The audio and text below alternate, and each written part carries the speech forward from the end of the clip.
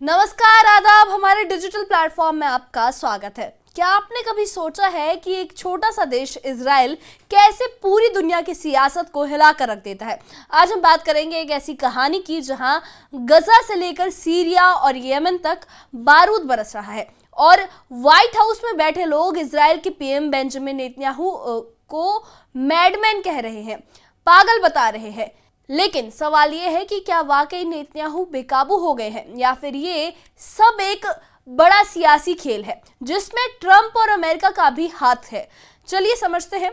मध्य पूर्व आजकल फिर से सुर्खियों में है। सीरिया, गजा और अब यमन, हर तरफ इजराइल की सैन्य कार्रवाइयां चर्चा का मुद्दा बनी हुई है और इन सब के बीच व्हाइट हाउस से एक ऐसी आवाज उठी है जिसने सबको चौंका दिया। व्हाइट हाउस के बड़े अधिकारियों ने इजराइल के प्रधानमंत्री बेंजामिन नेतन्याहू को निशाने पर लिया है।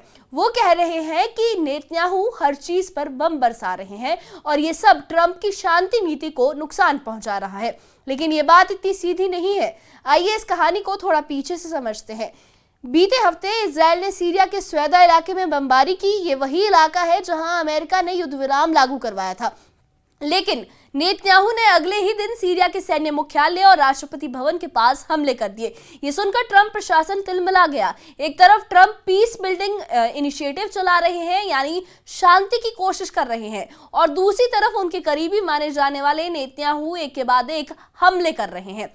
व्हाइट हाउस के एक अधिकारी ने तो नेतन्याहू को मैडमैन तक कह डाला है, यानी एक ऐसा शख्स जो बिल्कुल बेकाबू हो चुका हो। और इतना ही नहीं, उनकी तुलना उस बच्चे से की गई है जो डांट के बाद भी नहीं सुधरता। लेकिन सवाल यह है, क्या वाकई नेतन्याहू इतने बेकाबू है या फिर इसके पीछे कोई और कहानी है? अब बात करते हैं उन घटनाओं की जिन्होंने व्हाइट हाउस को इतना गुस्सा दिलाया है। बीते हफ्ते में इजराइल ने न सिर्फ सीरिया पर हमला किया बल्कि गजा में भी एक ऐसी घटना हुई जिसने पूरी दुनिया का ध्यान अपनी ओर खींचा।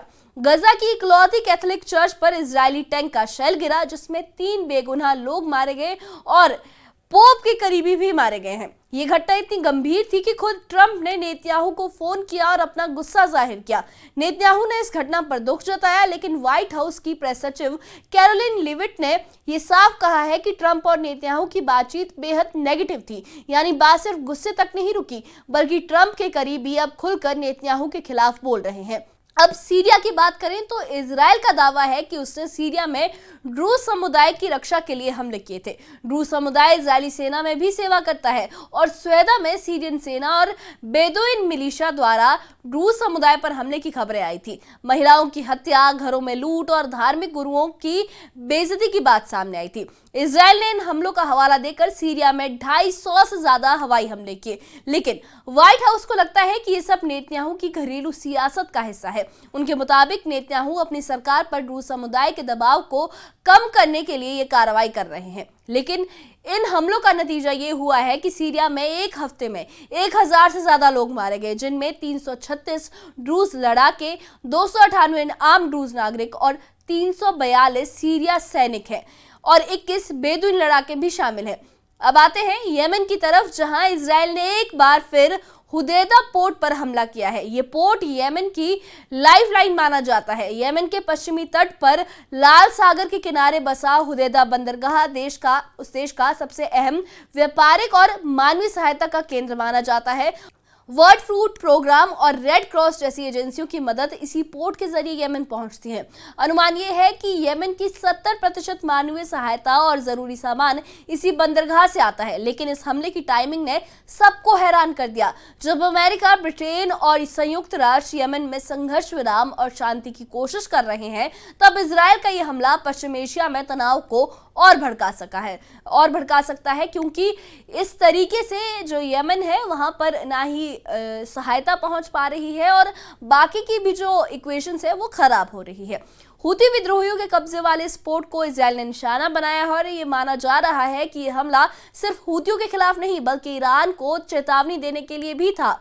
क्योंकि हूती विद्रोहियों को ईरान का समर्थन हासिल है और कहा जाता है कि ईरान इसी पोर्ट के जरिए हथियार और ड्रोन भेजता है। लेकिन इस हमले का नतीजा ये हो सकता है कि यमन में पहले से चल रहा मानवीय संकट और गहरा जाए। कुपोषण, भुखमरी और चिकित्सा संसाधनों की कमी से जूझ रहे यमन में अगर इस पोर्ट पर सहायता रुक गई तो लाखों लोग प्रभावित होंगे।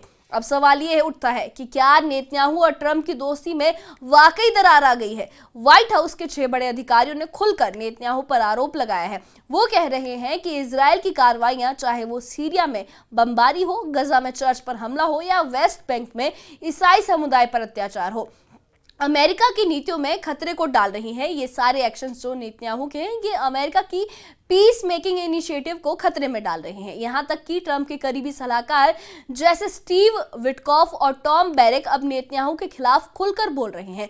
अमेरिकी इवेंजिकल नेता माइक हकाबी, जो पहले नेतन्याहू के भ्रष्टाचार ट्रायल में उनके साथ खड़े थे, अब गजा और वेस्ट बैंक की घटनाओं को आतंकवाद करार दे रहे हैं। लेकिन ये पहली बार नहीं है जब नेतन्याहू ने ट्रंप के पेशेंस को टेस्ट किया हो। ईरान के खिलाफ हवाई हमलों में भी नेतन्याहू ने बिना अमेरिका को बताए कार्रवाई की थी और बाद में ट्रंप को साथ आने के लिए मजबूर किया था। गजा में महीनों से चल रही कार्रवाइयों के बावजूद ट्रंप ने कभी सार्वजनिक विरोध नहीं किया है, लेकिन अब लगता है कि ट्रंप की टीम नेतन्याहू से थक चुकी है।